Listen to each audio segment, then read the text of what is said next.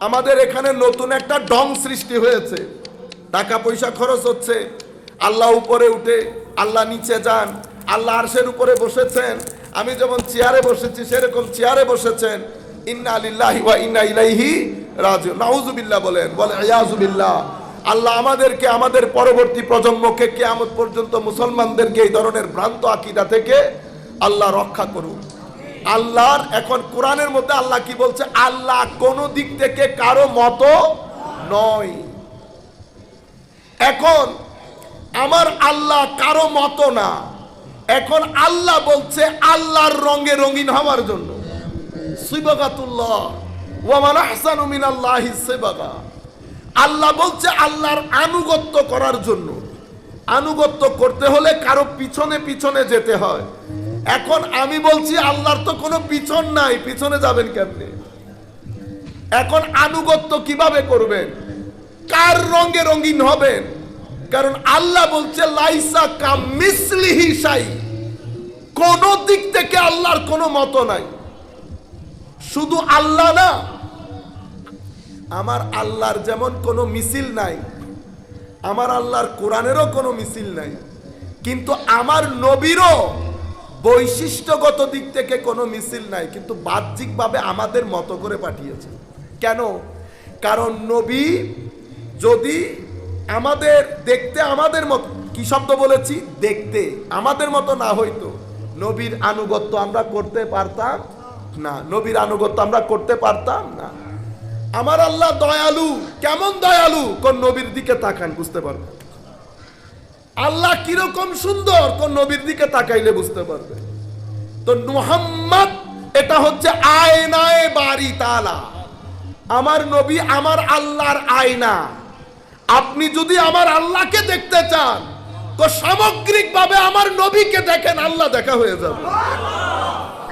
আল্লাহ দেখা হয়ে যাবে। কিরকম? আমি মেটাফরিক্যালি, রূপকভাবে বলছি। আমার নবীর ভদ্রতা, নম্রতা, জিহাদের ময়দানে আমার নবীর সাহস, জিহাদের ময়দানে আমার নবীর অবস্থান, আমার নবীর এলম, আমার নবীর হিকমা, আমার নবীর ক্ষমাশীলতা, দয়াশীলতা, উদারতা, সব কিছুর ক্ষেত্রে আমার নবী আমার আল্লাহর আয়না। জামালে ইলাহি, কামালে ইলাহি, হুসনে ইলাহি, জব্বারিয়তে ইলাহি, কাহারিয়তে ইলাহি, রহমানিয়তে ইলাহি, রহিমিয়তে ইলাহি, সব কিছুর আয়না রাসূলুল্লাহ সাল্লাল্লাহু আলাইহি ওয়াসাল্লাম। সেই কারণে আমার আল্লাহ নিজ রহিম, আমার নবীকে বলেছেন উনিও রহিম। নিজে করিম, উনাকে বলেছেন উনিও করিম। নিজে রউফ, উনাকে বলেছেন উনিও রউফ। শুধু তাই না, হুদাইবিয়ার প্রান্তরে হাত দিয়েছেন আমার নবী, আমার আল্লাহ বলেছেন না না, হাত আমার নবীর না, এটা আমার হাত, এটা আমার হাত। পাথর মেরেছেন নবী, পাথর নবী মারে নাই, পাথর আমি মেরেছি, পাথর আমি মেরেছি। আমার নবীর কাজ আল্লাহ নিজের কাজ বলেছেন। আমার নবীর আসমা, আপনি যদি আল্লাহর নামগুলার বৈশিষ্ট্য জানতে চান, আমার নবীর নামের বৈশিষ্ট্য দেখেন। সর্বসাকুল্যে হচ্ছে সব কিছুর হুসন জামাল, সব কিছুর আয়নাদার আমার নবী। এবার আমার নবীকে যদি সামগ্রিকভাবে দেখতে চান, এলমের ক্ষেত্রে, আখলাকের ক্ষেত্রে, ক্ষমাশীলতার ক্ষেত্রে, দয়াশীলতার ক্ষেত্রে, কাদের দিকে দেখবেন?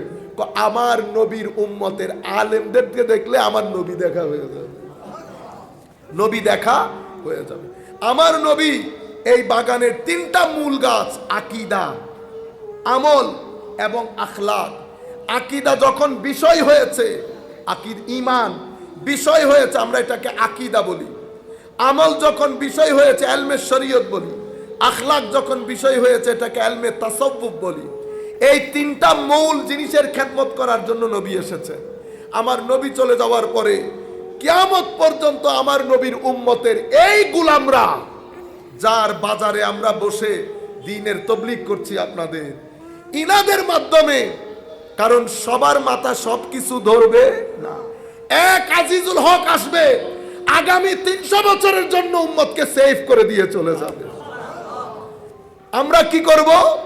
আজিজুল হক নামী গাছের ফ্রুট খেয়ে আপনারা সবাই তো আর গাছে উঠতে পারবে না। আজিজুল হক আল কাদেরি টাইপের গাছ, এখানে উঠতে হলে কিছু সিঁড়ি লাগে। হুজুর কি সিঁড়ি? ইলম নাহু, সরফ, বালাগাত, ফাসাহাত, আকীদা, শরীয়ত, ক্লাসিক্যাল সায়েন্স, এগুলা সবাই এই থাকগুলাতে উঠতে পারে না।